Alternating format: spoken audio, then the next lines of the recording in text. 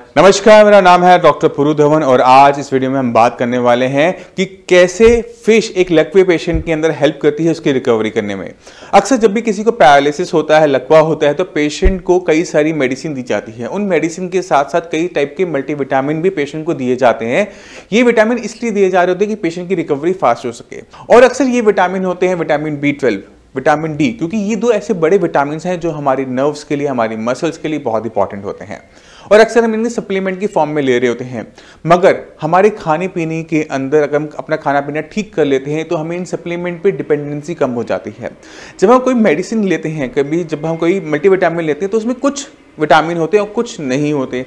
तो क्या होता ही है कि हमारे कुछ विटामिन तो पूरे हो जाते हैं, कुछ की डेफिशिएंसी बॉडी में तैयार हो जाती है और हमें क्या देखने को मिलता है कि वो इतना अच्छा काम नहीं कर पाते जितना हमारा खाना कर पाता है। तो हमारे खाने पीने की अगर हम बारे में बात करें तो हमारे खाने पीने को अगर हम ढंग से रखते हैं तो उसमें सब टाइप के आपको विटामिन मिनरल्स मिल जाते हैं।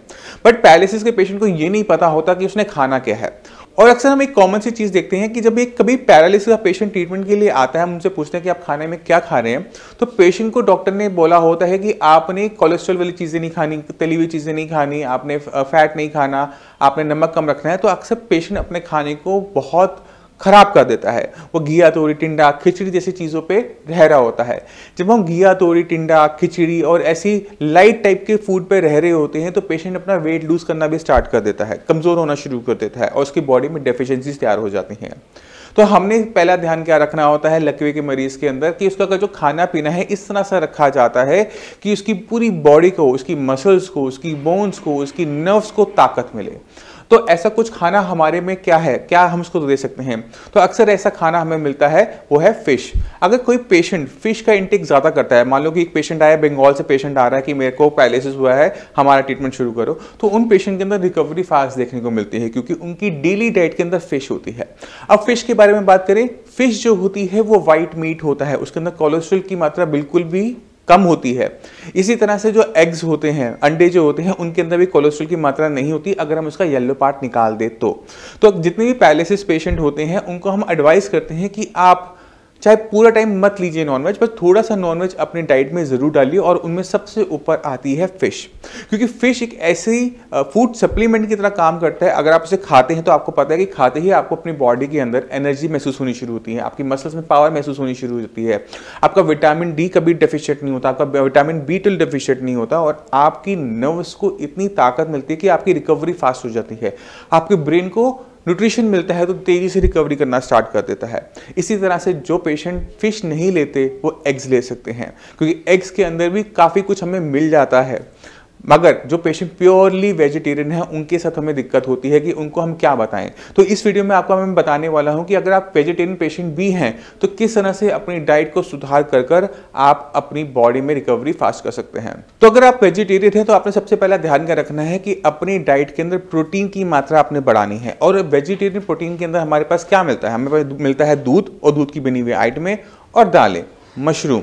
तो अगर एक पैरालिसिस का पेशेंट है जो प्योरली वेज है, जो फिश नहीं ले सकता है, जो एग्स नहीं ले सकता, तो उसको अपनी सबसे पहला काम करना चाहिए कि गाय की दूध की मात्रा को बढ़ा देना चाहिए, क्योंकि दूध को कंप्लीट फूड माना जाता है। इसमें सिर्फ विटामिन सी की कमी होती है, बाकी सारी चीज़ें इस दूध के अंदर में मिल जाती हैं।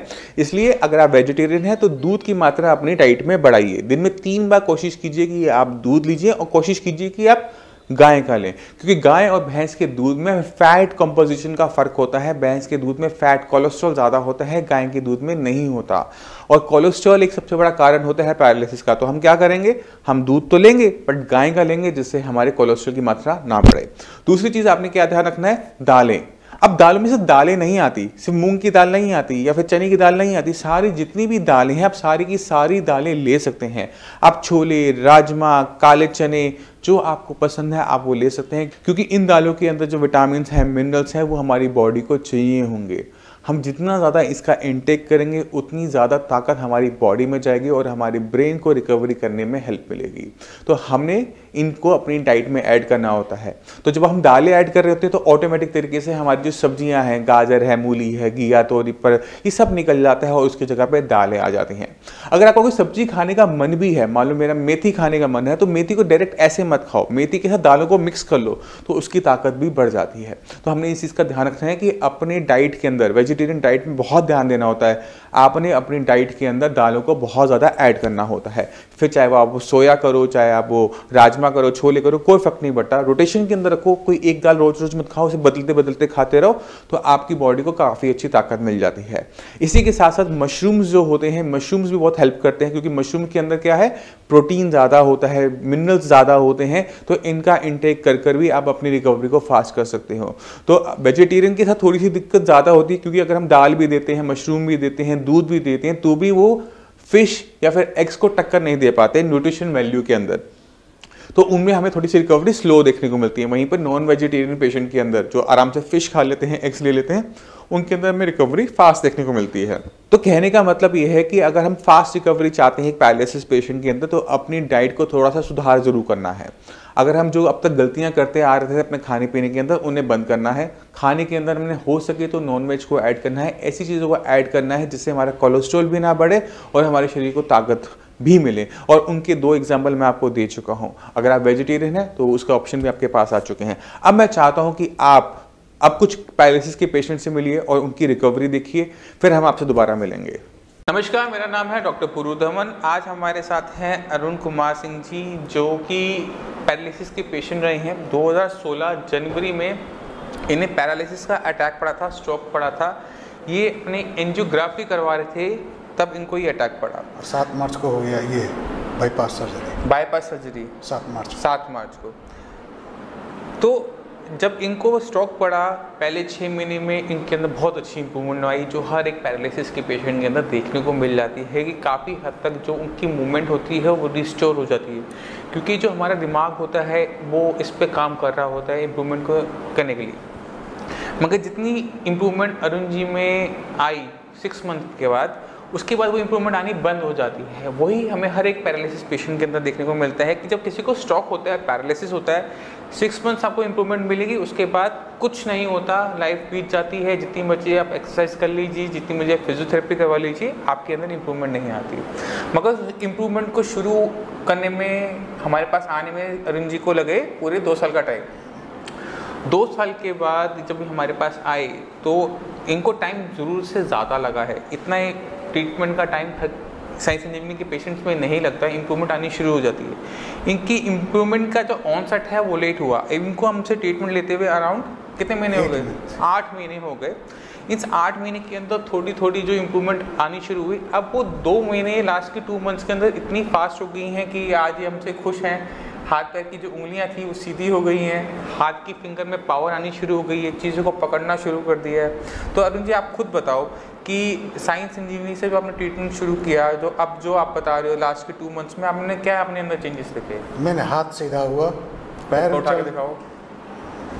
अब पहले इतना जाता था ऊपर, जाता था लेकिन मुड़ा रहता था। अब सीधा चला जाता है, सीधा जाता है। चीज़ों को पकड़ लेते हो आराम से? पकड़ लेते हैं, कोई दिक्कत तो नहीं होती? उंगली में ताकत का तो आया है लेकिन कम आया है। ठीक है, आपको चीज़ पकड़ने में कोई दिक्कत तो नहीं होती? दिक्कत नहीं होती है। इसे पकड़ के दिखाओ ज़रा। देखिए, ये टाइम लगता है, क्योंकि ये जो दिक्कत होती है पैरालिसिस की, आपकी ब्रेन के अंदर होती है। आपके हाथ पैर की मसल्स में कोई दिक्कत नहीं है, यहाँ कोई चोट नहीं है, यहाँ कोई स्वेलिंग नहीं है, कुछ नहीं है।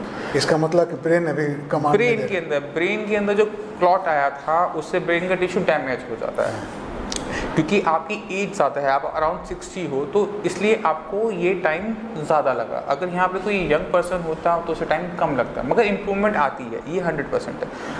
शुरू में हो सकता है कि स्लो हो, बट वो धीरे धीरे वो अपनी पेस पकड़नी शुरू होती है, क्योंकि जैसे जैसे बॉडी से मेडिसिन बॉडी के अंदर जाती है, ब्रेन उसको रिस्पॉन्ड करना शुरू करता है। अब शरीर में जितनी ताकत होगी उसी स्पीड से तो करेगा ना।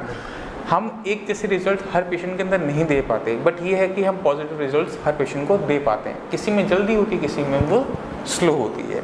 तो इम्प्रूवमेंट आपको कब शुरू हो गई? पहले महीने में आनी दिखनी शुरू हो गई थी? शुरू हुआ तो बहुत तेज़ी से हुआ, लेकिन अभी नहीं हुआ। पहले जब शुरुआत हुई तो बहुत तेज़ी से इम्प्रूवमेंट आनी शुरू हुई? 6 महीने बाद तेज़ी से हो गया। 6 महीने तक बहुत हमको इम्प्रूवमेंट नहीं लगा।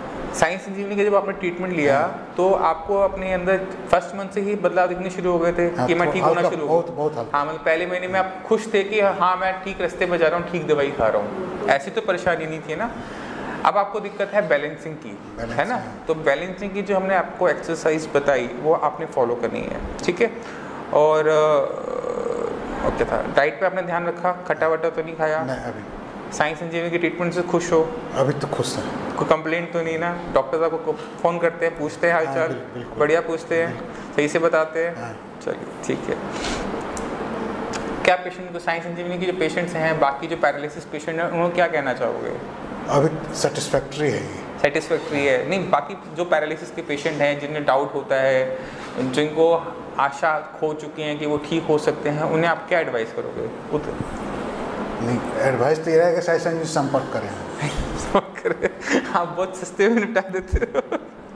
चलिए ठीक है, अरुण जी का हम धन्यवाद करते हैं। ऐसे पेशेंट्स हमारे लिए बहुत अच्छा लगता है कि जब पेशेंट्स इम्प्रूवमेंट दिखाता है, साथ देता है डॉक्टर्स का।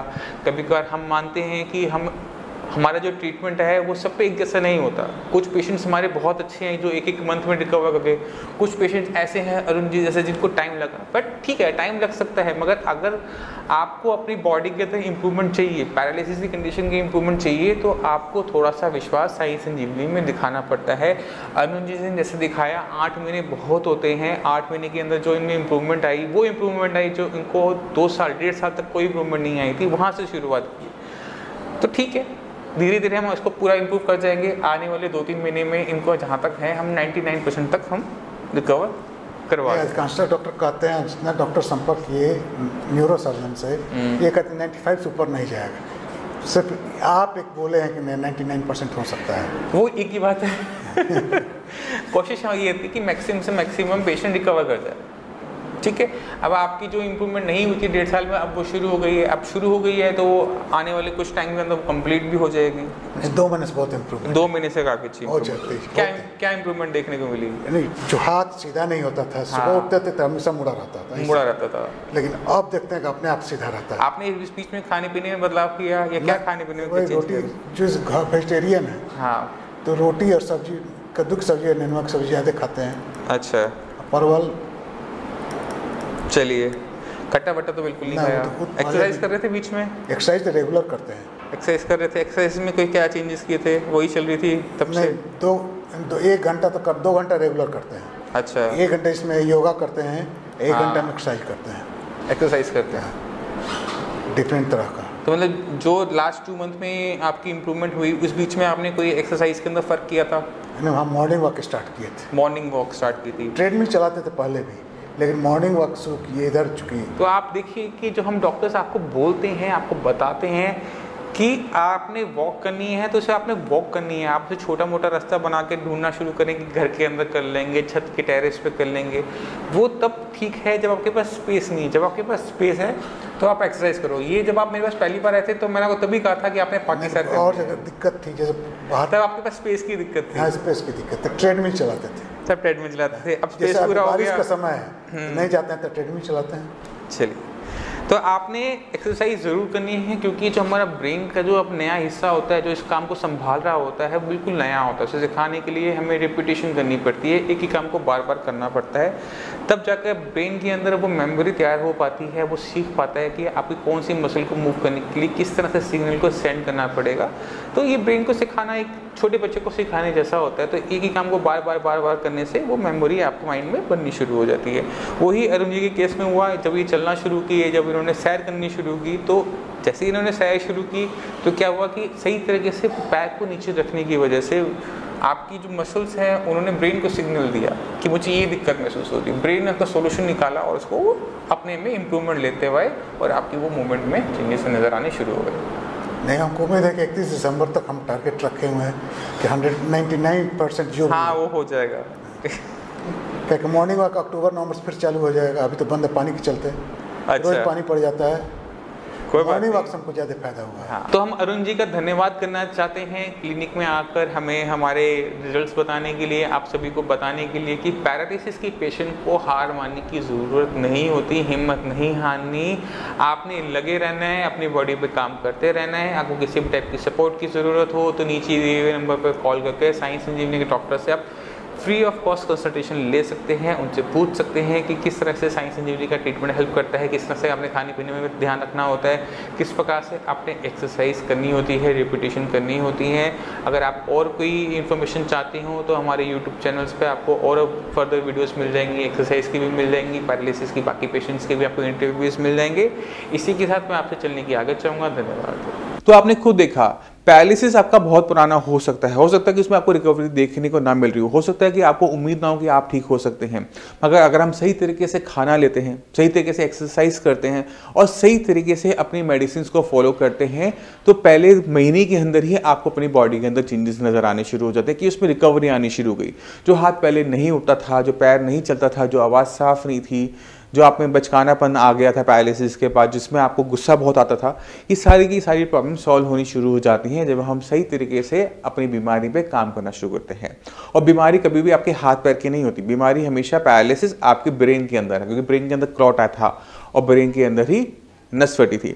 अगर आप पैरालिसिस के बारे में और जानकारी लेना चाहते हैं तो मैं चाहता हूं कि आप इस चैनल के ऊपर जितनी भी वीडियोस हैं ना उसको एक बार पूरा गो थ्रू हो जाइए। उसमें आपको और पेशेंट देखने को मिलेंगे, किस तरह से एक्सरसाइज करनी चाहिए, कौन सी एक्सरसाइज किस तरह से बेनिफिशियल होगी, आपको उसको पूरा का पूरा ज्ञान मिल जाएगा। और जब ज्ञान होता है तो हम किसी भी चीज़ से लड़ सकते हैं। अब इसी के साथ आप सभी से मैं चलने की आगे चाहूँगा। मिलते हैं अगली वीडियो में, तब तक के लिए नमस्कार।